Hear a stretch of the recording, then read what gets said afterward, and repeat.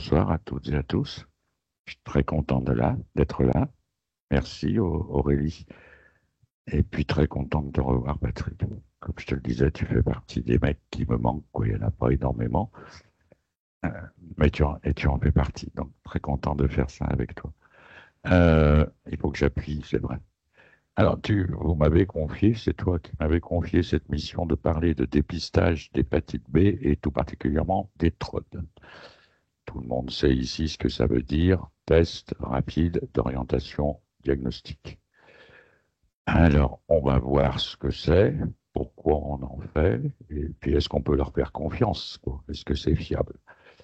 Alors, pourquoi on en fait? Ben, on a la réponse dans la plaquette de cette soirée, Aurélie, parce que si on veut prévenir et si on veut soigner, ben, il faut déjà commencer par du dépistage, de toute façon. Donc ça, c'est sûr.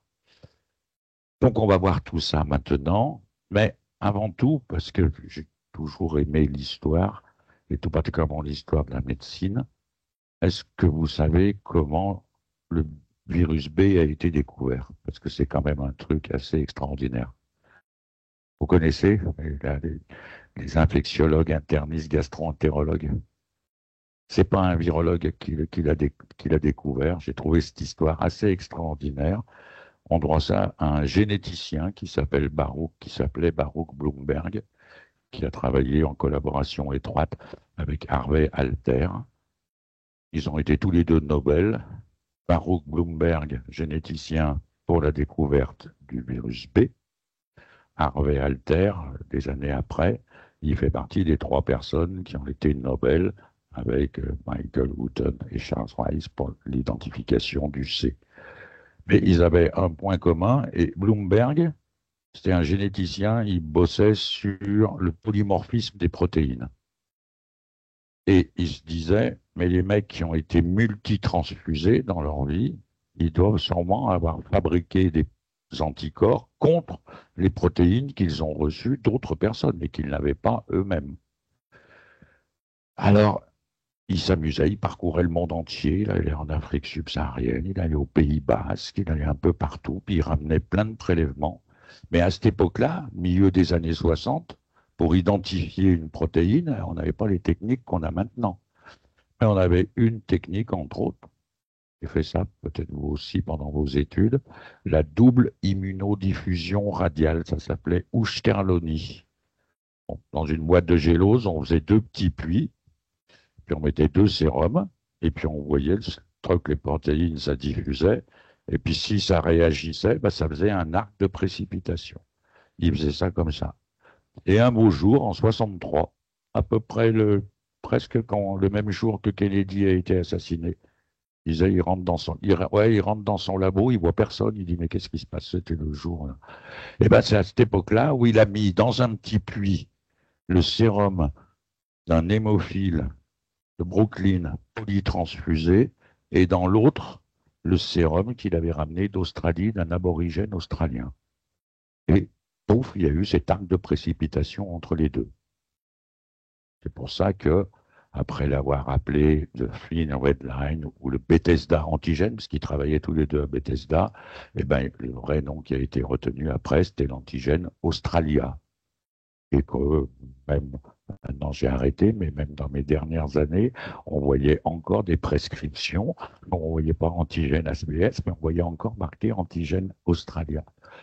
Donc il y avait cette nouvelle protéine, ok, et il y a eu plein de travaux, et il y a plein de travaux qui ont montré que on en trouvait régulièrement chez des gens qui faisaient des hépatites, cet antigène australien, notamment chez des gamins atteints de trisomie, dans des conditions éthiques qui ne passeraient plus maintenant, hein, ça c'est sûr, ça a été quand même pas mal attaqué. Et puis surtout, ça a été mis en évidence chez cette Barbara Werner, qui était l'une de ses techniciennes. Et elle servait de témoin négatif quand il recherchait cet antigène australien. Et bien un jour, le témoin négatif, il est devenu pause. Et c'était juste au moment où elle faisait son hépatite aiguë. Et donc, de plus en plus de travaux ont montré que cet antigène australien était retrouvé chez les gens au moment où ils faisaient leurs hépatites. Et quelques années après, eh bien, c'est M. Dane qui a montré, en microscopie électronique. Et voici, sur la droite, la première photo de particules virales. C'est pour ça que le virion complet, c'est le D sur le truc, là, c'est ce qu'on appelle la particule de Dane, parce que c'est lui qui avait montré ça pour la première fois. Alors on voit ces particules virales un petit peu mieux sur cette publication plus récente. Voilà la particule virale complète du virus B, le virion, ce qui est infectieux. D'accord? Mais vous savez, les virus, ils ont toujours peur un peu que le pain leur manque. Donc, ils fabriquent trop de protéines en excès qui ne sont pas toutes assemblées entre elles pour former des nouveaux virus. Eh ben, ils produisent beaucoup trop d'antigènes HBS que l'on retrouve sous forme de filaments et puis même des petites sphérules. Donc, ça et ça, ce n'est que de l'antigène HBS. On s'en est servi à une époque en médecine de ça, à votre avis? Les premiers vaccins, Philippe Maupas, notre regretté collègue à Tours, les premiers vaccins, ils ont été fabriqués à partir de ces trucs-là. Et puis vous voyez un peu les quantités par millilitre de sang de ces trucs. Donc on peut déjà se douter que les techniques ELISA dans les laboratoires ou les TROD, on ne devrait pas avoir trop de problèmes pour en détecter, quoi. D'accord? Parce que le B, pour se multiplier, il se multiplie. Voilà, sous forme d'un schéma, la particule virale complète avec son enveloppe, l'antigène HBS, les petits bâtonnets, si je puis dire, et puis les petites sphérules. Bah, quand vous faites un TROD antigène HBS, ça c'est un test de Toyo, ok, quand vous voyez une petite bande comme ça, et ben c'est ça, c'est tout le rouge que vous détectez. D'accord? Sans, bien évidemment, faire la différence, est-ce que ça vient de là, est-ce que ça vient de là et ou de là. Mais à partir du moment où on voit ça sur un TROD, ben c'est qu'il y a du virus B qui est présent dans ce sang-là. Voilà ce qu'on détecte. Donc c'est l'antigène HBS qui est l'enveloppe du virus B. Ça a été déjà abordé à plusieurs reprises, mais pourquoi il faut dépister? Si vous avez lu le dernier BEH qui est entièrement consacré aux hépatites, eh bien, c'est le professeur Stanislas Paul qui a fait l'éditorial et il rappelle ce qui a été dit déjà à plusieurs reprises. L'OMS a fixé pour objectif l'élimination des infections par les virus des hépatites chroniques B et C d'ici 2030. C'était un homme du VIH. C'est depuis des années que ça dure. Et 90, 90, 90. Et puis après, maintenant, on est à 95, 95, 95. Mais au fur et à mesure qu'ils augmentent le pourcentage de réussite, on retarde la date. Je ne sais pas, il faudra peut-être attendre 2050 ou le 22e siècle pour avoir quelque chose. Non, mais c'est bien, c'est un vœu pieux. Mais enfin, élimination des infections, définie, c'est un copier-coller du truc de Stan, hein, défini par une réduction de 10% de la mortalité, l'accès au diagnostic de 90% des sujets infectés et au traitement pour 80% d'entre eux. Bon, ça serait mieux. Enfin, on peut peut-être pas parler d'élimination. Donc, pourquoi il faut dépister? Ben parce que, en effet, l'immense majorité des gens B ou C, hein, ne le savent pas, et qu'en termes de mortalité, on ne peut pas dire qu'on soit exactement sur la bonne pente, parce que B et C réunis à l'échelon planétaire, il y a eu plus de morts en 2022 qu'en 2019. Donc, s'ils veulent inverser les courbes, il faut peut-être s'y mettre. Et puis, je vous cite juste cette publication parce que ce type de présentation aussi, c'est pour vous faire une petite revue de la bibliographie récente. Vicente Soriano, c'est notre collègue espagnol qui a sorti cette belle revue dans Pathogène. Elle vient de sortir. Et là, on va se centrer maintenant que sur la B. Et on trouve ce joli schéma qui est, très, à mon avis, très, très parlant. 8 milliards d'individus. Il y en a 2 milliards qui ont rencontré le virus B, globalement. OK? Et que pour lui, il y en a 250 millions qui sont encore en hépatite B chronique. Mais de manière beaucoup plus précise, alors là, j'avoue que j'ai adoré cette publication cette année dans Open Forum Infectious Diseases. C'est le plus joli tableau, je trouve, pour ces 3 virus qui vous donnent la taille de l'épidémie. Voilà. Bon, nous, on s'intéresse au B. L'incidence annuelle. Alors, je me suis amusé à faire un 5 plus un 5 plus un 3. Ça fait 4,3 millions que j'ai divisé par 365, puis par 24, puis par 60. D'accord? Ça fait 8 nouveaux cas par minute. On a commencé, on dit quoi, depuis 1 heure, là? Ben, il y a eu 500 nouveaux cas d'infection par l'un et ou l'autre de ces virus depuis qu'on a commencé cette soirée. Voilà. Les morts. OK, je me suis fait le même calcul, ça fait 3 par minute. Donc il y a eu 200 morts là depuis qu'on est là, à peu près. Et puis surtout, ce qui montre, OK, voilà, il y a du boulot. Non, ils veulent l'éliminer. Eh bien, on considère qu'il n'y en a que 10% pour le B qu'on connaît, d'accord? Et il n'y en a que 2% qui bénéficient d'un traitement. Alors que on a des médicaments efficaces pour les trois. Parler ici. Ici, on a le Téno, puis l'Antecavir, éventuellement le Baraclude. Et puis surtout, c'est ça mon topo, mais putain, mais on a des tests qui sont très très bons et qui coûtent pas cher, quoi. Ça, c'est évident. Et ce que j'ai beaucoup, ça, c'est vraiment, c'est juste une revue comme ça, et c'est un art. Vous allez, voilà ce papier. Le tableau que je viens de vous montrer, c'est dans leur introduction simplement, mais je trouve que c'est la plus belle référence en termes d'épidémiologie. Voilà ce papier, comment il s'appelle? Ah ben là, ça coupe un peu, je vous le dis plus simplement. Ils ont quand même analysé plus de 170 études épidémiologiques tout sur la Terre, d'accord? Ça concerne quand même 14 millions d'individus, d'accord? C'est une revue, hein, c'est pas une méta-analyse, c'est une revue, ok? Dans des différents pays du monde, ok, avec des prévalences respectives, vous voyez là, sachant qu'il y avait BBV, c'est Blood-Borne Virus, donc un virus transmissible par le sang. Ils avaient au moins l'un de ces trois virus. Qu'est-ce qui montre, ce truc-là? C'est ça qui est absolument passionnant. C'est que pour chaque VIH détecté, vous pouvez penser détecter 5 cas d'hépatite B et 3 cas d'hépatite C.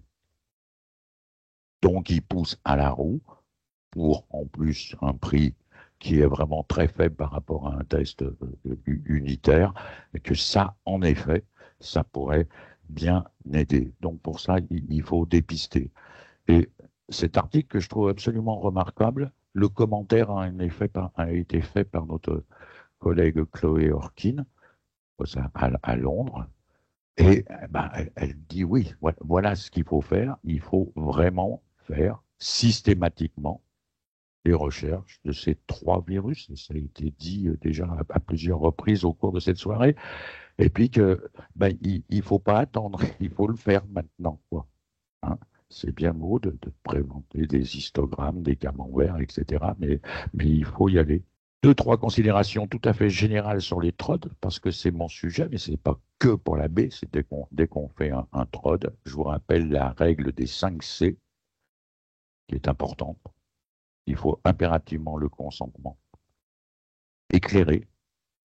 Ça nous arrive quand on va troder de se dire putain non, c'est pas le moment d'un commun accord avec la personne.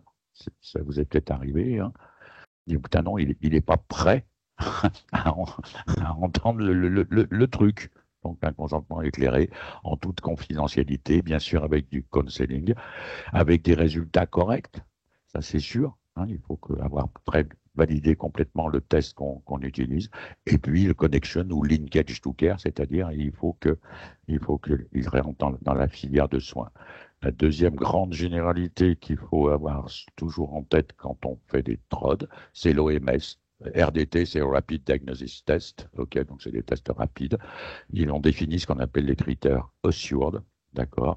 Il faut qu'ils soient disponibles, sensibles et spécifiques. Je vous les ai encadrés parce que ça, c'est le boulot des virologues dans les laboratoires. J'ai passé une partie de ma vie à évaluer tous les tests ELISA ou les tests rapides.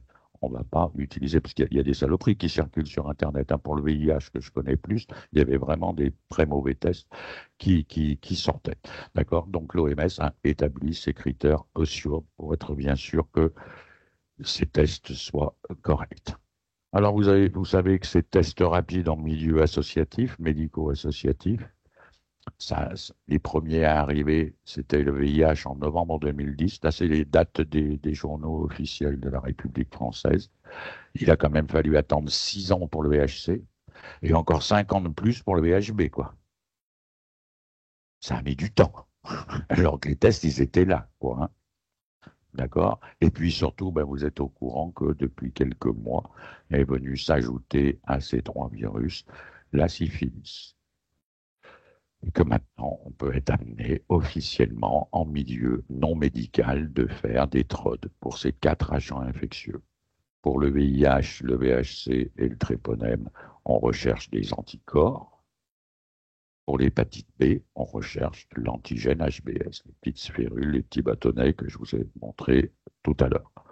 Vous connaissez ces tests rapides d'orientation diagnostique, soit c'est un flux latéral, soit ça passe à travers une membrane. Une petite goutte de sang capillaire. À une époque, pour l'hépatite C notamment, il y avait eu des tests salivaires, mais ça manquait un petit peu de sensibilité. Et des fois, chez des gens, il y a des gens, c'est rare, il y en a des fois qui sont un peu difficiles à piquer. Avec François Bailly, on avait évalué, je me souviens, ces tests salivaires. Donc une petite goutte de sang, et puis ça migre.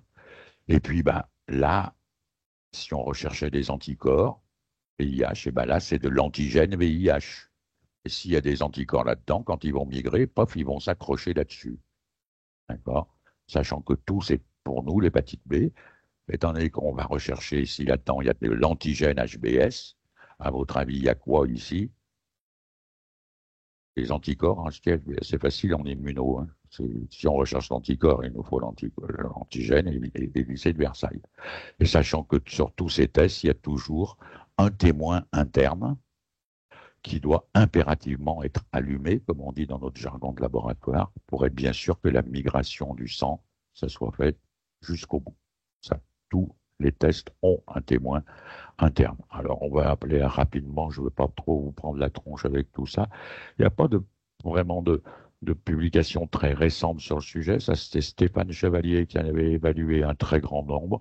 Donc, vous voyez, bien sûr, nous, on fait ça à l'hôpital depuis des années et des années, sur sérum ou sur plasma. Hein.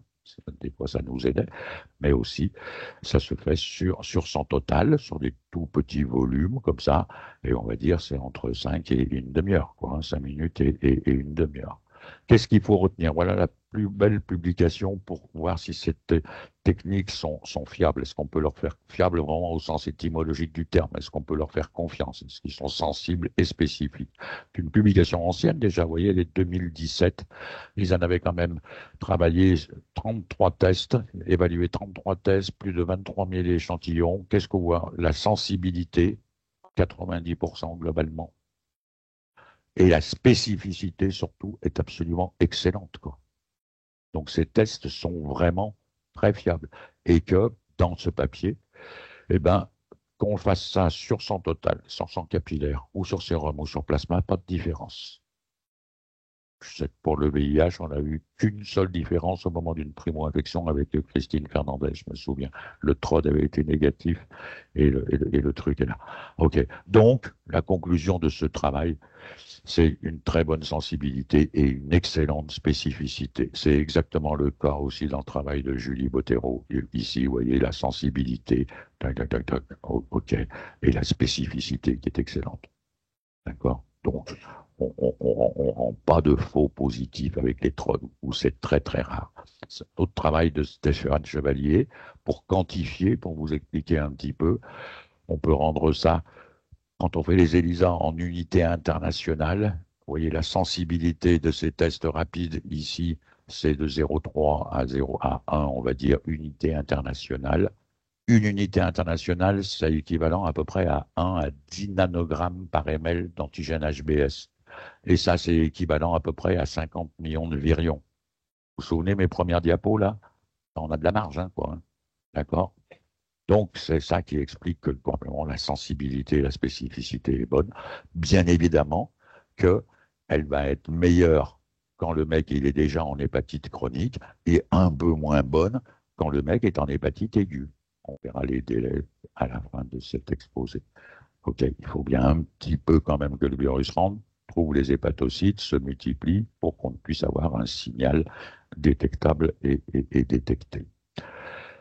Autre truc qui est intéressant à connaître, parce qu'à un moment, on a eu un petit peu peur, et c'est vrai que, vous savez, il peut y avoir des mutations au niveau de l'antigène HBS, d'accord?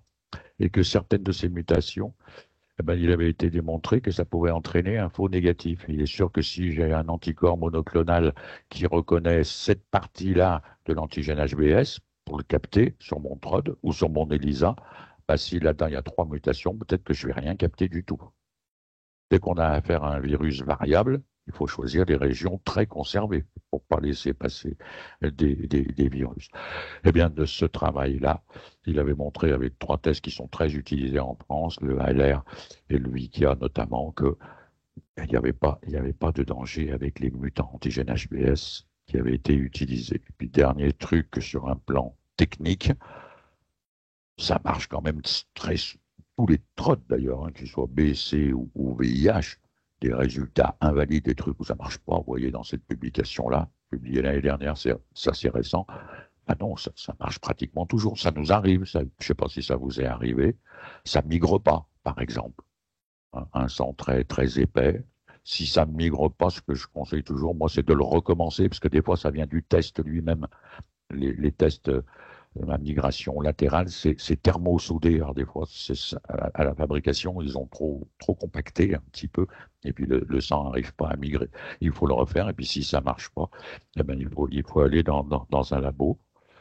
Donc, ils marchent globalement, ils sont robustes. C'est demandé dans les critères un peu sûrs. Et puis, bah, c'est vrai que c'est une lecture subjective. Et globalement, il y a très peu de variabilité entre les lecteurs, quoi. On lit quand même pratiquement toujours la même chose. Un très, très, très faiblement positif. Moi, je ne vais pas voir la bande. Toi, Patrick, tu es quand même nettement plus jeune que moi. Ta vue est bien meilleure. Tu me dis, ah, moi, je vois quand même un petit tracouillis là. Non, mais ça arrive. OK. Ben, quand on n'est pas trop sûr, il faut conseiller de faire une ELISA. Voilà, j'ai pas trouvé de papier de la HAS, mais ils avaient d'autres choses à faire plus récents que celui-ci. À cette époque-là, ils disaient qu'il y avait 4 tests qui avaient été enregistrés, validés pour être utilisés en France pour l'antigène HBS. Eux aussi n'avaient pas marqué des différences de performance sur le sérum et sur le sang capillaire. Et puis, et c'est toujours le cas, eh bien, on ne pourra dire à une personne sur la base d'un TROD, vous n'êtes pas infecté par le B que 3 mois après la prise de risque. Et mes chers frères et consoeurs, surtout consoeurs, virologues, viennent d'écrire la même chose pour le VIH. Ça m'a foutu les doigts de pied en bouquet de violettes, pour tout vous dire. Hein. Non, mais non, mais pour le VIH, on a des tests antigènes et anticorps, quoi. Ils se positivent. Voilà, c'est toujours 3 mois. Non, mais c'est embêtant parce que quand on fait des formations pour les TROD, je suis sûr et certain que pour le VIH, OK, mais en 2 mois, votre TROD, il est pose. S'il n'y a pas eu ni pré-prophylaxie, ni traitement post-exposition. Mais quand vous formez les gens pour faire ça, OK, on dit, putain, mais Tardy nous a dit 2 mois, mais ouais, mais le truc, la législation, c'est 3 mois. C'est pas facile à gérer avec avec les associatifs quand même. Mais 3 mois, ça me paraît, pour le VIH, beaucoup.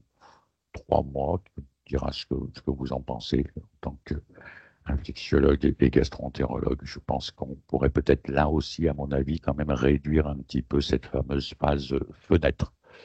Alors, tu m'avais dit juste un mot, parce que sinon, ça nous pousserait beaucoup trop loin, mais les TROD ne remplacent pas la biologie dans les laboratoires. On détecte que l'antigène HBS, c'est déjà pas mal du tout. OK, dans les laboratoires, on a d'autres ELISA. Donc, on a des ELISA pour faire de l'antigène HBS, pour détecter des anticorps anti-HBS et des anticorps anti-HBC, c'est-à-dire les anticorps qu'on va fabriquer contre la partie interne, si vous voulez, du virus. Bon, ben vous savez très bien que la hépatite B, chez les adultes, dans 90% des cas, elle évolue vers la guérison. Vous avez de l'antigène HBS, puis le mec fait sa séroconversion anti-HBC, et puis quelques temps après, il va faire sa séroconversion anti-HBS. Donc quelqu'un qui aura rencontré le B, eh bien, il aura des anti-HBC et des anti-HBS quand il a guéri de son infection, avec une petite phase fenêtre là, où on pourrait trouver que des anticorps anti-HBC. Et puis, quand l'infection devient chronique, ce qui est malheureusement le cas très très régulièrement dans 90% des cas, quand c'est une transmission mère-enfant, et ben à ce moment-là, l'antigène HBS, il va rester là. Chronicité se définit comme la présence d'antigène HBS ou 6 mois après le contact contaminant. Il va fabriquer ses anti-HBC, mais il ne fabriquera jamais d'anticorps anti-HBS. Voilà. Donc, dernière chose, ben voilà, fenêtre. C'est Christophe Ramière, un collègue qui faisait la viro-hépatite au labo. Voilà, ça peut aller jusqu'à 9 semaines. On pourra discuter ensemble, je l'espère, après de ce délai de 3 mois. Je pense qu'on pourrait franchement le raccourcir un peu. Et puis pour terminer, et ça a été dit un petit peu juste avant, mais à partir du moment où on va faire un diagnostic d'HBS, d'hépatite B, ben, il me paraît extrêmement important de tout de suite penser au delta. Le delta, on le connaît depuis 1975-1977. C'est lui, Mario Rizzetto. J'avais eu la chance, il y a très longtemps, de rencontrer Osvaldo Crivelli, qui est là. Et ça, je ne sais pas si tu le savais, Patrick, mais je ne savais pas que Christian Trépeau faisait partie des auteurs de la première publication. OK. Et là, on en parle beaucoup, beaucoup du delta. Et Stan, justement, Stanislas Paul, pardon, OK, en parle dans cet éditorial dont je vous avais parlé tout à l'heure, en disant que le dépistage du delta D1, eh ben c'est une priorité, clairement, ça c'est sûr, et qu'on doit avoir ce reflex testing dès qu'on a un diagnostic de B, d'aller faire une sérologie, éventuellement des PCR delta. Voilà. Écoute, moi j'ai fini, Patrick. Maintenant, à toi de t'occuper du foie de ces messieurs-dames. Merci à vous tous. On va commencer par une petite question. Deux petites questions. Et plusieurs réponses à chaque fois possible.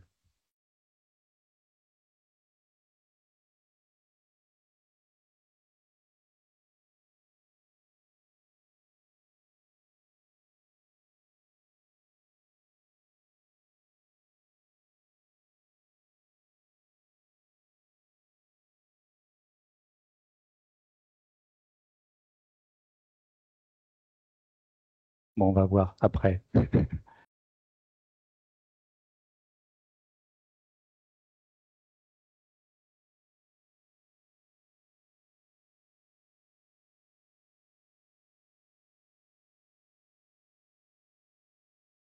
Le passage à la chronicité d'une hépatite virale B aiguë est il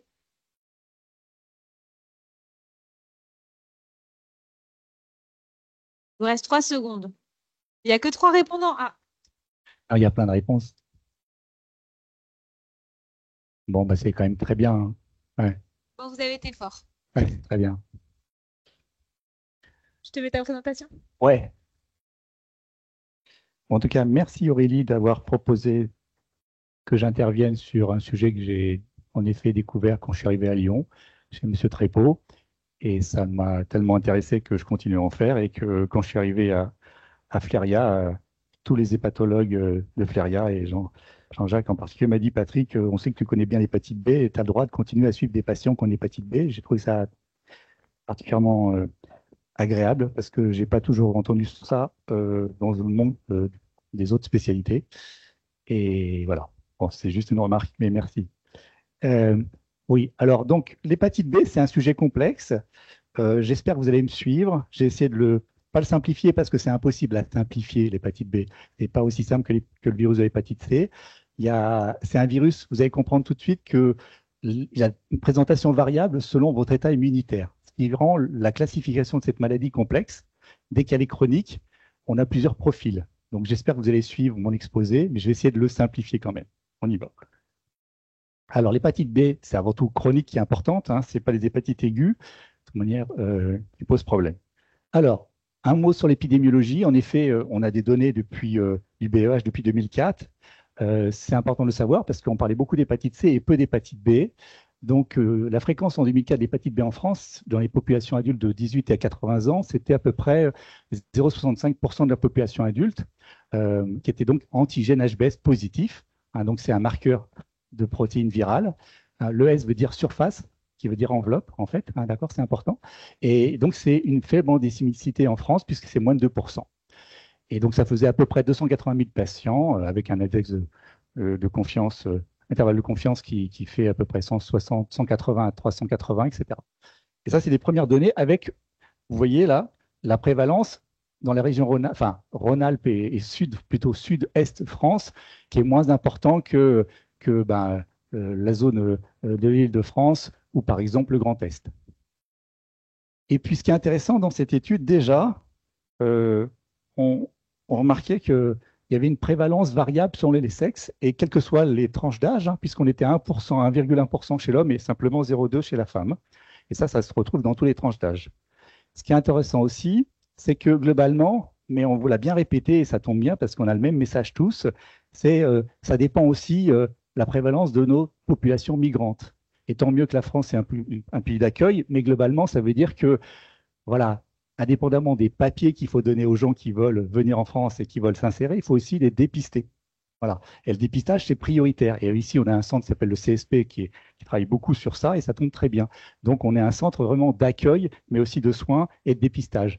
Il y a un surrisque dans les populations migrantes et ça, c'est bien vu sur une étude plus récente de 2014 avec juste des dépistages dans les 4 centres d'accueil de soins et d'orientation, donc les CASO de Lyon, Nice, Paris et Saint-Denis, où vous voyez en fait que sur la prévalence de l'antigène HBS, vous êtes à 8,63%, hein, ce n'est pas 0,65%, ça fait à peu près 13% de plus, 13 fois la prévalence habituelle d'une population française insérée depuis des années. Donc ça, c'est important. Donc les migrants, ils doivent être prioritairement dépistés avec des TROD sur les 3 virus, mais l'hépatite B, il ne faut pas l'oublier.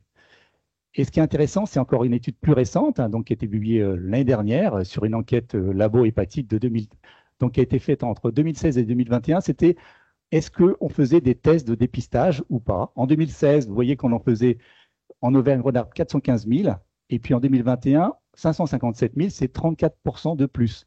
Et alors, je vous ai mis que l'Auvergne-Rhône-Alpes, hein, il y a toutes les régions, mais il y a aussi le total. Dans la France, on a passé de 4 300 000 à 5 400 000, donc plus 25%. Et sur les dépistages, donc l'évolution sur la prévalence de l'antigène HBS, on est à plus de 4% entre 2016 et 2021 pour notre région. Et pour la France, c'est plus 10%. Mais malgré tout, comme on a beaucoup plus testé, la prévalence, elle baisse un peu. On est à 0,44 dans notre région et à 0,69 pour la France totale. Ça, c'est toujours la chose à présenter, c'est la prévalence de l'hépatite B dans le monde. Donc, il y a 3 niveaux de prévalence. Hein. Il y a la prévalence qui est faible, moins de 2%, c'est l'Europe, c'est l'Amérique, en sachant qu'il y a une zone dans l'Amérique, un État qui est très à risque. C'est comme ça qu'on a beaucoup fait d'études épidémiologiques, c'est l'Alaska avec les Esquimaux. D'accord, ils sont très à risque et on a prouvé dans la population Esquimaux de l'Alaska que vacciner les gens jeunes, ça empêchait la transmission de l'hépatite B et les cancers plus tard. Mais bon, sachez que le bleu de l'Alaska, ça dépend des populations. Mais sinon, donc, tout ce qui est bleu à vert clair, c'est globalement fait de prévalence. Tout ce qui est rouge, eh ben, c'est forte prévalence, c'est l'Afrique subsaharienne, l'Asie du Sud-Est. La Chine est quand même une zone aussi à gros risque. C'est une zone donc, qui est, entre guillemets, proche de 8, donc assez aussi à forte prévalence, même si on dit que c'est une zone intermédiaire. Alors, bon, vous savez que Jean-Claude allait bien parler de l'hépatite et du virus lui-même, mais je vous rappelle juste une chose, c'est juste une diapo sur le virus, pour vous rappeler que c'est un virus enveloppé. Tout virus enveloppé est fragile, entre guillemets, on dit souvent ça, pour le VIH aussi, mais c'est malgré tout, ça peut se transmettre. Donc c'est avant tout par les transmissions sanguines comme le VIH. C'est les mêmes modes de transmission, sanguine, sexuelle et materno-fétale. Voilà, je dirais que ça sur la transmission. Donc l'antigène HBS, qui est l'antigène de surface, c'est comme ça qu'on fait le diagnostic. L'antigène HBE, qui correspond en fait à un marqueur de réplication, c'est très important parce que la base de la prise en charge dépend aussi de ça. Rappelez-vous ça, et ça évoque en fait un virus réplicatif qu'on appelle sauvage, qui n'a pas encore été capable de s'adapter au système immunitaire et de muter. Et puis après, il y a la détection de la réplication virale, qui est très corrélée à l'antigène HBE, qui est aussi ce qu'on appelle la charge virale, comme pour le VIH, mais ça s'appelle la charge virale VHB. Et puis il y a donc les 3, la particule d'ADN et puis les enveloppes particules vives. Alors, c'est la même chose, mais je le fais rapidement. Une hépatite B aiguë, ce qui est important dans l'hépatite B aiguë, c'est comme l'hépatite C, c'est 9 fois sur 10 asymptomatique. Donc, vous ne savez pas que vous avez l'hépatite. Des fois, c'est juste de la fatigue, des fois, c'est rien, et des fois, c'est la fameuse jaunisse. Mais c'est que 10% des gens. D'accord? Une fois qu'on a fait cette hépatite, comment on fait le diagnostic d'une hépatite? Même si on est peu symptomatique, c'est une montée de transaminase. Ça, c'est constant. C'est constant. Et cette montée de transaminase, on fait des dépistages de virus. Ça, c'est logique en hépatologie. Bon, et on fait une recherche d'antigène HBS. Elle est toujours positive au moment où les transaminases sont augmentées. Ça, c'est important. On ne rate pas une hépatite aiguë avec une montée de transaminase. Si l'antigène HBS est négatif, ce n'est pas une hépatite aiguë. Il faut chercher autre chose. Ça, c'est le premier message important. Une fois qu'on a fait ça, l'antigène HBS va progressivement disparaître. Mais le premier qui disparaît, en fait, c'est l'antigène HBE. On ne cherche pas toujours dans l'hépatite aiguë, mais sachez-le, c'est le premier qui va disparaître, parce qu'on est plus contagieux, en fait. D'accord? Et après, on a des anticorps anti-HBE avant d'avoir les anticorps anti-HBS. D'accord? Et à la fin, dans les 6 mois, on a ce profil-là de sérologie VHB guérie, qui est antigène HBS négatif, anti-HBC positif, qu'on va garder à vie. À vie. C'est hyper stable, les anticorps anti-HBC. Et les anti-HBS aussi. En sachant que les anti-HBS, ce n'est pas hyper stable. On peut les perdre dans la vie, notamment quand on est fragilisé par un cancer, une chimiothérapie, etc. Vous allez voir. Et ça s'appelle le profil anti-HBC isolé. C'est 15% des Africains qui ont ce profil-là. D'accord? Et là, on parle d'hépatite B aiguë, guérie, je veux dire. Dans la chronicité, eh ben, en fait, on ne perd jamais l'antigène HBE, on ne perd jamais l'antigène HBS au début, et on n'a jamais d'anticorps anti-HBS. D'accord? Et on garde l'antigène HBS, ça va durer plusieurs mois jusqu'à 6 mois, par définition, c'est ça. Les anti-HBC, on les garde aussi toute sa vie. Voilà le profil. On est antigène HBS positif, anti-HBC positif et pas d'anticorps. Et avec les années, le système immunitaire combat quand même le virus, plus ou moins bien. Et à ce moment-là, le virus essaie de muter pour éviter la réponse virale, enfin de défense, et il devient anti-HBE. Il réplique plus son antigène de réplication. C'est comme ça. D'accord? Voilà.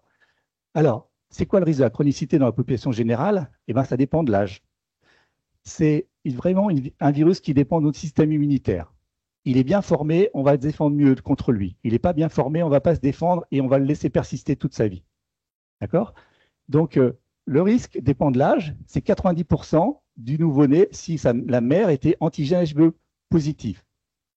D'accord? 90% si on ne fait rien. C'est 30% si on a moins de 5 ans. C'est à peu près 15% si on a moins de 10 ans. C'est à peu près 7% si on est ado. Et c'est 5% si on est adulte. Ça répond un peu à la question numéro 1, là, je crois. Hein, ou 2, je ne sais plus. Et ce qu'il faut savoir, c'est que si on est adulte et immunodéprimé, ça ne sera pas 5%. Dans mon jeune temps, on va dire, quand il y avait des co-infections VIH-VHB, c'est un thème que j'ai beaucoup travaillé, des gens qui n'étaient pas optimales sur le plan thérapeutique, qui avaient des CD4 bas, qui avaient un virus parfois pas bien contrôlé, on est à 20% de chronicité. Donc une hépatite B associée à un VIH qui n'est pas contrôlé, pas stabilisé sur le plan immunitaire, c'est 20% de chronicité. Voilà. Les gens, il y a des études qui ont montré que les gens en EHPAD, fragiles, avec des antécédents vasculaires d'AVC, alors c'est pas tout le monde, hein. Bon, c'est l'étude américaine, et ben c'était 50% de chronicité quand il y avait une épidémie dans une EHPAD. C'est pas le Covid, hein, mais c'est quand même beaucoup. Voilà. Donc l'immunodépression, ça pose problème. La greffe, la dialyse, ça pose problème. C'est pour ça qu'il faut vacciner tous les gens qui sont en dialyse, mais ça, les néphrologues savent depuis très longtemps. Et la greffe, il faut vacciner avant la greffe. Hein, voilà, c'est très important. Comme disait tout à l'heure Juliette Pont, il faut vacciner les cirrhotiques. C'est évident, c'est pareil. Hein, il ne faut pas qu'ils attrapent l'hépatite B alors qu'ils ont une cirrhose de cause X. Voilà. Et voilà, je l'ai déjà dit. Alors, voilà. Bon, il y a des nouvelles recommandations sur la prise en charge. C'est un peu complexe, mais je vais essayer de vous les expliquer. Alors, une hépatite B aiguë, donc voilà, guérison, majorité des adultes, très peu des enfants si on ne fait rien. Les nouveau-nés, je veux dire. Mais la chronicité, c'est garder l'antigène HBS plus de 6 mois. Et cette persistance, on parle d'infection VHB chronique. Ce n'est pas toujours une hépatite. Vous allez comprendre pourquoi. Une infection VHB chronique, elle peut être latente, il n'y a pas de réaction inflammatoire et il n'y a pas de maladie de foie. Je vais vous expliquer comment. Mais c'est un processus dynamique et qui dépend de notre système immunitaire. C'est immunomédié. C'est vraiment une maladie de l'immunologie. D'accord? Très important. Et tout ça, quand on a l'antigène HBS, on peut le garder 20, 30, 40, 50 ans, jusqu'à parfois le perdre, l'antigène HBS, avec les traitements. C'est mieux, mais parfois sans traitement, parce que c'est l'histoire naturelle. On a évolué vers la clairance virale spontanée. Le problème, c'est qu'on peut faire des étapes de maladie du foie entre-temps et avoir une cirrhose. Alors, mais le plus important, c'est que le VHB, ce n'est pas un virus cytotoxique. Ce n'est pas lui qui fait les lésions cytopathogènes dans le foie. C'est votre réponse immunitaire, c'est vos cellules. Mais malgré tout, il a une caractéristique très importante qui fait qu'il faut vacciner tous les gens contre l'hépatite B dans le monde. Hein. C'est comme l'HPV, c'est un virus oncogène. Et l'idée, c'est qu'il ne faut pas rester avec ce virus B pendant 30 ans. Parce que même s'il ne vous fait pas des maladies dans le foie, il va vous faire un cancer du foie, même sans fibrose. D'accord? C'est un virus oncogène. Je ne sais pas si ça marche encore. Ouais. Donc ça, c'est le premier truc. Deuxième truc, c'est que des fois, le virus, il est reconnu comme étranger par notre système immunitaire, à médiation cellulaire, l'immunité à médiation cellulaire, les CD8. Il va entraîner une réponse de combat, de réponse inflammatoire. Il va avoir des cytolyses, donc, parce qu'on détruit une partie de son foie qui est infectée, et ça donne de la fibrose à terme et de la cirrhose et tout ce qui va arriver, c'est-à-dire une hépatite. Là, on parle d'hépatite chronique, ce n'est pas juste une infection. On peut être antigène HBE positif au début, puis un jour, ce virus, il mute un peu parce que la population virale essaie d'échapper au système immunitaire. On parle à ce moment-là d'antigène HBE négatif, mais ils sont donc anticorps anti-HBE, en fait. C'est comme ça. Et là, il y a des lésions nécrotico-inflammatoires. C'est ça l'hépatite chronique. Ça entraîne de la fibrose qui, à terme, va s'accentuer avec une stade de fibrose tellement important qui s'appelle la cirrhose. Et la cirrhose, c'est un état précancéreux. Donc, de notre façon, on a deuxièmement un cancer parce qu'on fait une cirrhose. D'accord? Bon, et parfois, on n'est pas capable de le reconnaître comme étranger, mais il est en nous. On est très transmissible, on a beaucoup de virus. Le TROD va vous montrer qu'on antigène HBE. Et si vous prenez votre sang, la transfusion va vous contaminer. Si vous faites une chirurgie avec du matériel non stérile, eh ben, vous allez vous contaminer. Et si vous prenez et si vous avez une relation sexuelle, eh ben, vous êtes contaminé aussi parce qu'il y en a beaucoup dans les sécrétions sexuelles, comme le VIH. Donc là, c'est la réplication virale qui est parfois faible, mais parfois forte. Et là, il n'y a pas de réponse inflammatoire, et donc il n'y a pas de maladie hépatique. On parle d'infection, très important. Mais, et après, on peut être sauvage avec l'antigène HBS toujours positif, ou dans un moment de sa vie, on a changé son...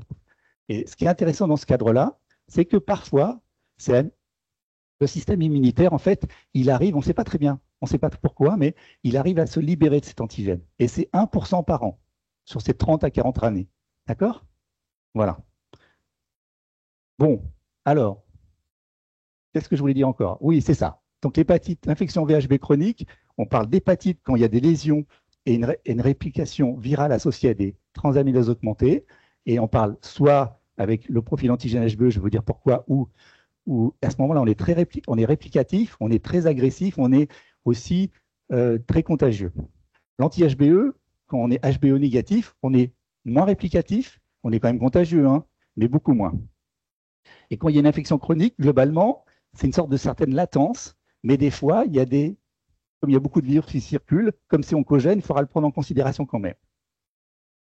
Bon, voilà pendant des années, on a essayé de classer l'hépatite B et on disait qu'il y avait plusieurs stades. C'est vrai, il y a plusieurs stades. Chaque patient ne va pas passer par tous ces stades, mais parfois, il fait plusieurs stades et parfois, il reste sur 1 ou 2 stades. Sachez que c'est les nouvelles classifications. Donc maintenant, on va regarder comme marqueur forcément l'antigène HBE, est-il positif, est-il négatif, les transaminases, comment elles sont, normales, pas normales, le virus, à quel niveau il est. Et tout ça, ça va induire une maladie dans le foie ou pas une maladie dans le foie. Alors le premier qu'on va regarder, c'est on est antigène HBE positif, on a beaucoup de virus, supérieurs ici, à 10 puissance 7, on est vraiment très contagieux, mais il n'y a pas de conflit, il n'y a pas de combat. Et donc, les transaminases de façon régulière, hein, ce n'est pas juste un bilan. Pour savoir classer les patients, on les surveille souvent 1 année. Et on le revoit 3 à 4 fois, globalement. On leur demande de faire des contrôles tous les 3 mois et on les voit, oui, peut-être 2 fois dans le suivi, mais on fait régulièrement un suivi, pas que virologique, mais aussi de transaminase. D'accord? Bon, et une fois qu'on a fait ça, on arrive à voir que le profil est toujours normal sur les transaminases. Il a beaucoup de virus. On peut se dire, mais cliniquement déjà, il n'y a pas de signe de cirrhose, mais je peux vous dire qu'il n'y a rien qui se passe dans son foie, a priori. Et ça s'appelle, historiquement, ça s'appelait la tolérance immune. Maintenant, on appelle ça l'infection chronique VHE, HBE positif. Soit on parle d'hépatite parce que le virus est très réplicatif, mais un peu moins que là. Les transaminases sont toujours anormales. C'est ce qu'on appelait historiquement l'hépatite active. C'est toujours l'hépatite active, mais elle est chronique. On appelle ça hépatite chronique HBE positif. Et là, il y a toujours de la fibrose dedans, il y a toujours de l'inflammation. Donc ces gens-là, si on ne les traite pas un jour, ils auront une cirrhose et un cancer. faut toujours les traiter, ceux-là. Et ça, c'est facile à voir parce que d'emblée, ils viennent vous voir avec des transaminases augmentées. Et c'est parce qu'ils ont des transaminases augmentées qu'on a fait le bilan d'hépatite B. Ceux-là, c'est un peu le hasard, ils ont des transaminases normales. D'accord? Rappelez-vous ça. Ceux-là, ils n'ont qu'une raison d'aller voir un hépato au premier, parce qu'ils ont des transaminases normales. Mais par contre, ils ont de l'antigène quand même. Et ce qu'il faut savoir, c'est que ça peut basculer vers ça ou vers ça dans leur vie. D'accord? Et quand on est antigène HBE négatif, on peut être soit toujours infecté avec pas beaucoup de virus, ça c'est pas beaucoup, 2000, avec des transaminases régulièrement normales, hein, régulièrement tout le temps, hein, tout le temps. Et là, il n'y a rien qui se passe dans le foie. On appelait avant historiquement le portage inactif de l'antigène HBS, maintenant on appelle ça l'infection chronique HBE. Soit c'est cette évolution, cette forme-là évolue un peu par là. Souvent, on a ça en 20 et 30 ans, et à 40-50 ans, on peut être là-dedans. Parce que le virus a muté, a perdu sa capacité réplicative d'antigène HBE pour éviter justement son éradication virale. Et on est antigène HBE négatif, on a une hépatite chronique HBE négatif, on est réplicatif à plus de 2000, souvent c'est pas 2000, hein, c'est 20 000 plus. On a des transaminases, c'est ça le gros problème, qui sont parfois normales, parfois anormales. Donc il faut plusieurs bilans de transaminases pour s'apercevoir que souvent ces profils-là, qu'on appelait avant les mutants précors ou pressés, c'est comme ça qu'on les appelle, ils avaient une cytolyse intermittente. D'accord? Et enfin, dans tout ça, un jour, parfois, vous le perdez l'antigène HBS. C'est ce qu'on appelle la cure fonctionnelle. Là, il n'y a plus de virus. Les transaminases sont normales. Vous n'avez plus de maladie hépatique, même si vous en avez vu avant. Mais le problème, c'est que parfois, vous avez perdu l'antigène HBS au stade de cirrhose. Donc, il faudra surveiller une cirrhose après.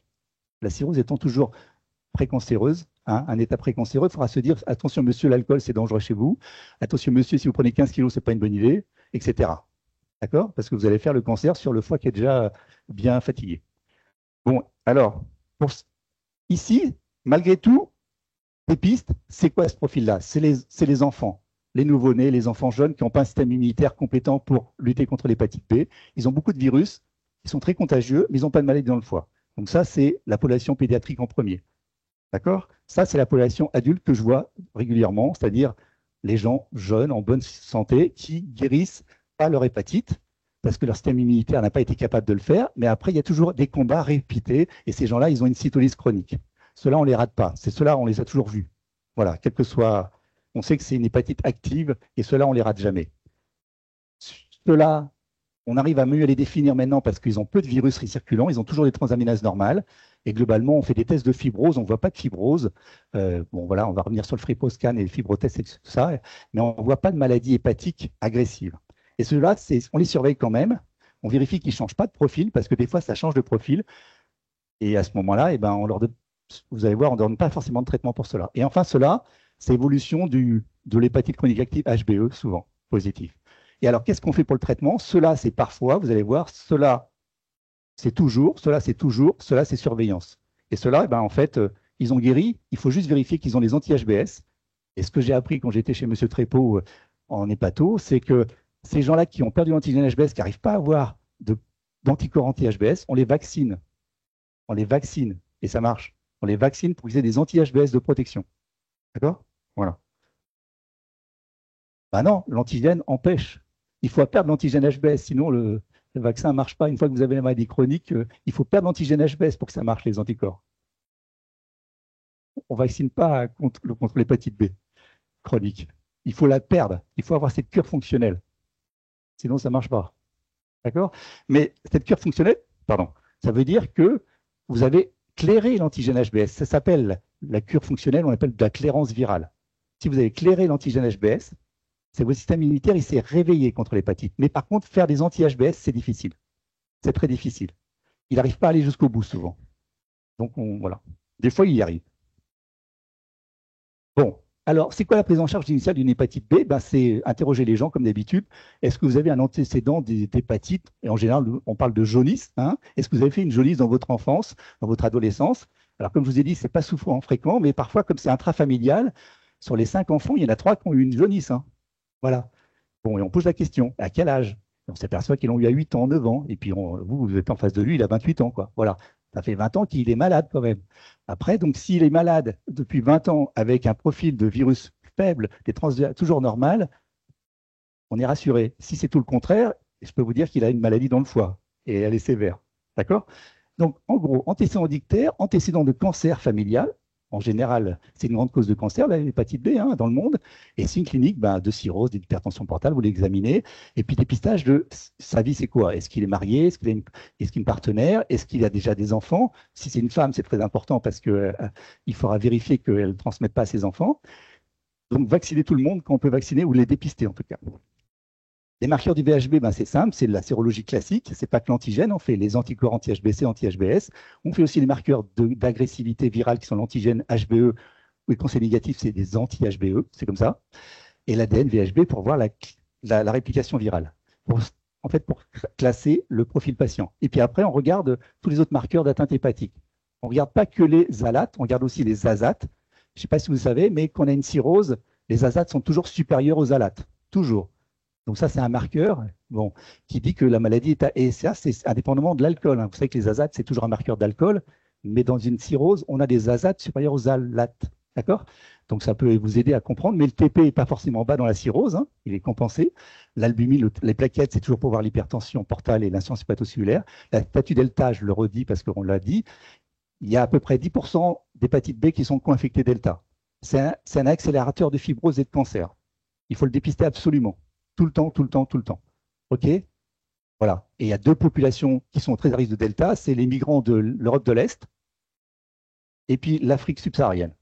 Avant, à l'origine, c'était les Italiens toxicomanes, les toxicomanes français, c'était la toxicomanie qui faisait le B-delta. Maintenant, il n'y a plus de B-delta chez les toxicomanes.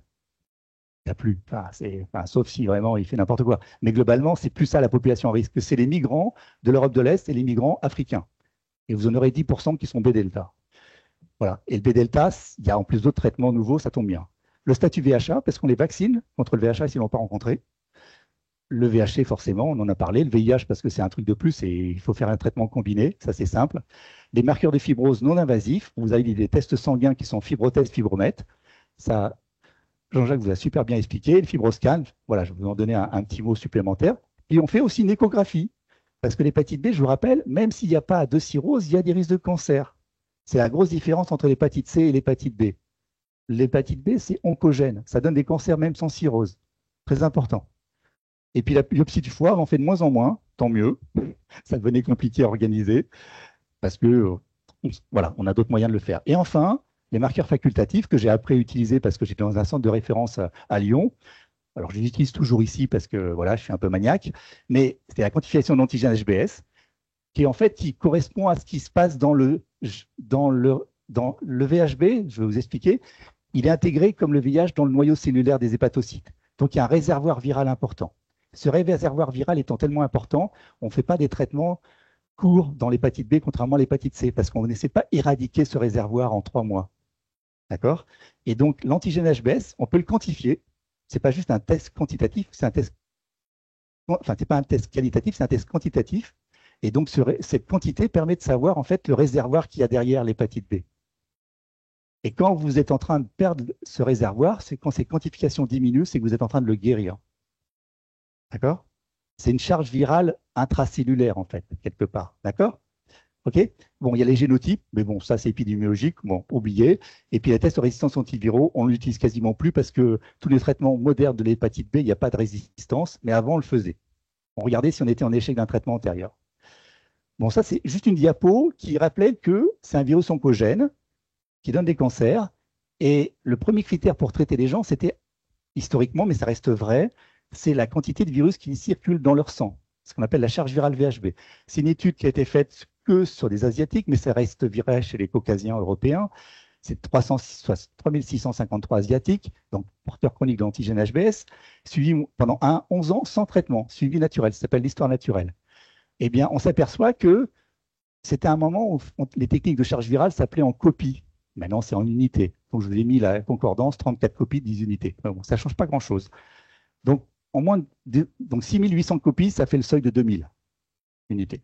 Sachez que voilà, le risque de carcinome hépatocellulaire, donc de cancer du foie, augmente avec la valeur du virus, en sachant que quand vous êtes dans cette technique-là de moins 1000 copies, vous avez à 11 ans, vous avez 1,3% de risque de cancer. C'est quand même très faible. Ce n'est pas zéro, mais c'est très faible. Dès que vous augmentez et vous êtes jusqu'à 10 000 copies, donc un peu plus que 2000 unités, vous êtes à 4%, enfin 3,5%, puis après, ça ça explose. D'accord? Donc, il ne faut pas les laisser répliquer sans rien faire. C'est ça l'idée. OK? Après, il y a 3 méthodes pour évaluer la fibrose. C'est la même chose pour l'hépatite C. Dans l'absolu, c'est la même chose pour la NASH, hein, toutes les maladies chroniques du foie, parce qu'on veut évaluer la fibrose et éventuellement l'activité. Alors, le score Métavir qui a été inventé par un Français, donc c'est sur la biopsie du foie, on évalue l'activité inflammatoire. De A0, il n'y a pas d'inflammation. À 3, c'est une hépatite très agressive, très inflammatoire. Et la fibrose, il a très bien dit Jean-Jacques, c'est F0, pas de fibrose, et F4, c'est la cirrhose. Il y a le fibrotest avec un score technique avec des marqueurs qui vont de 0 à 1. À 1, c'est que vous avez une cirrhose importante. Enfin, le F4 est déjà à 0,75. Mais globalement, si vous avez des... Et en fait, c'est un calcul mathématique. Hein, donc, si vous êtes en dessous de 0,27, vous n'avez pas de fibrose, en fait. Voilà. Bon, sans rentrer dans le détail, mais ça nous permet de quantifier la fibrose.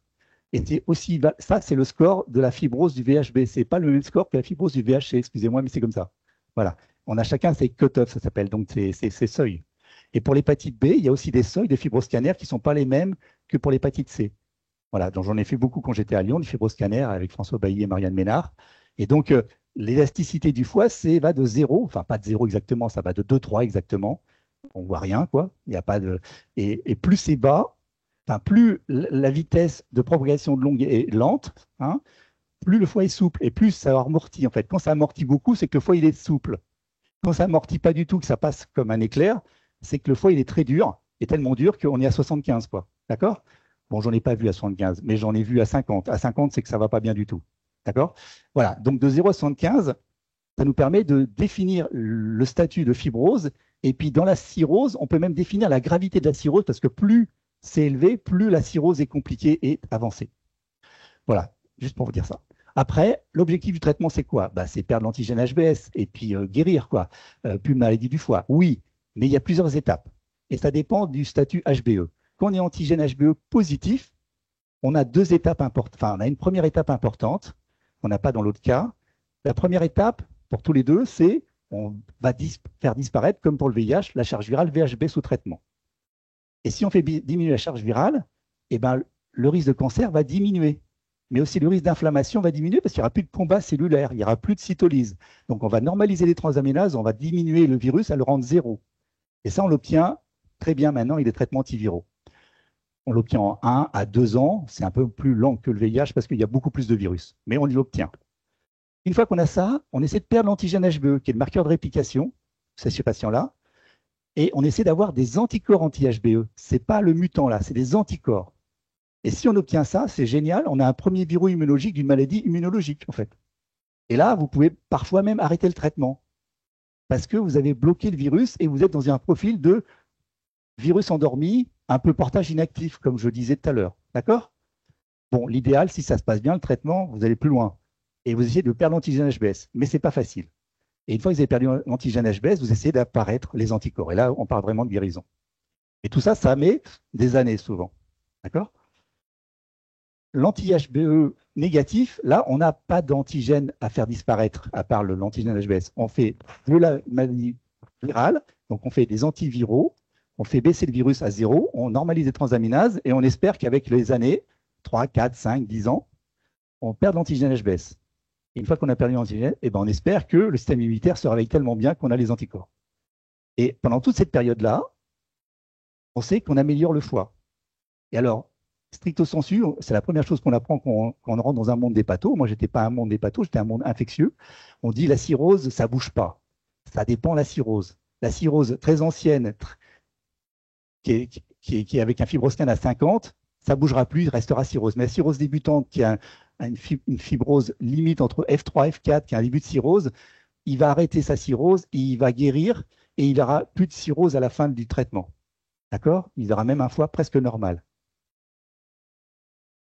Pour tout. Mais tu as des traitements d'alcool qui... j'ai pas ça, moi. Enfin, je suis pas assez...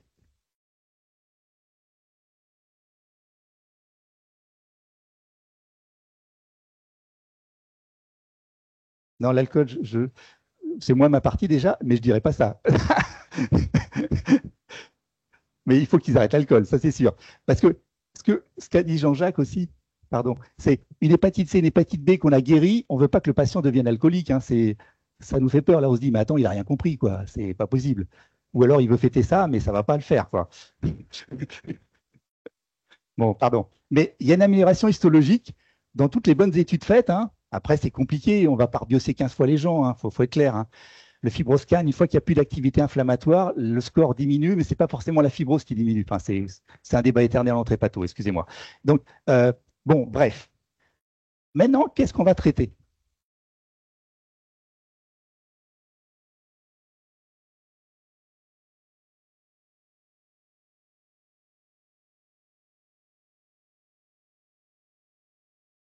En fait,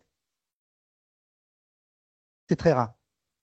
En fait, non. En fait, indépendamment de ça, en fait, on a toujours En fait, ce qu'il faut savoir, c'est que toute hépatite B chronique, il garde un réservoir viral dans le génome de ces hépatocytes, un petit peu. Il y a toujours un petit réservoir. D'accord? Il y a toujours. Donc, il y a toujours quelques particules virales. Mais le système immunitaire, il est compétent tout d'un coup. Donc, je pense que c'est pour ça que tu fais des anticorps. Parce que tu n'en as plus dans le sang, mais tu en as un petit peu dans les cellules. Et donc, il y a peut-être des blips de charge virale VHB que tu ne vois pas. Enfin, je ne sais pas. Pour répondre à ta question. Oui, oui. Oui, mais en fait, ce que je veux dire par là, c'est que, mais c'est comme l'hépatite.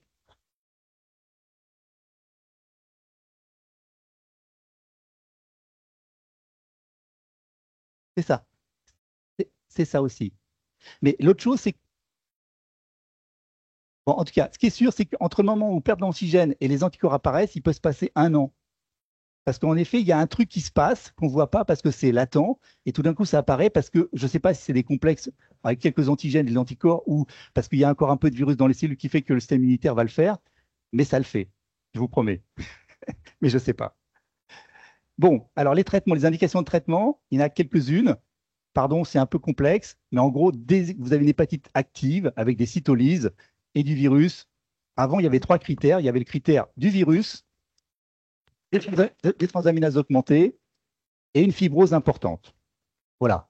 Ça, c'est quel que soit l'antigène HBE. Bon, ça, c'est le cri. Ça reste vrai. On a quelle que soit les recommandations. Puis maintenant, l'autre recommandation qui élargit le traitement, c'est on a beaucoup plus de virus que d'habitude. C'est pas 2000, c'est 20 000. Donc, ça correspond à peu près à 100 000 copies, à peu près. Donc, c'est beaucoup.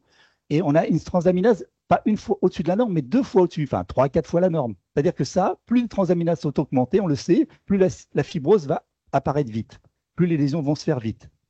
D'accord? Donc, et là, il n'y a même pas besoin de faire la biopsie du foie. On fait un marqueur, on fait une échographie, etc. On fait un fibroscan, un fibromètre, tout ce qu'on veut. Mais on évalue avant le traitement, mais on traite. Parce qu'il y a un bénéfice sur la survie. Il y a un bénéfice. Après, toutes les cirrhoses, même si vous êtes juste antigène HBS positive, sans réplication, endormie, ça s'appelle les cirrhoses inactives, ça s'appelle comme ça, il faut les traiter parce qu'il y a un cancer derrière. D'accord? La cirrhose, c'est un état pré-cancéreux.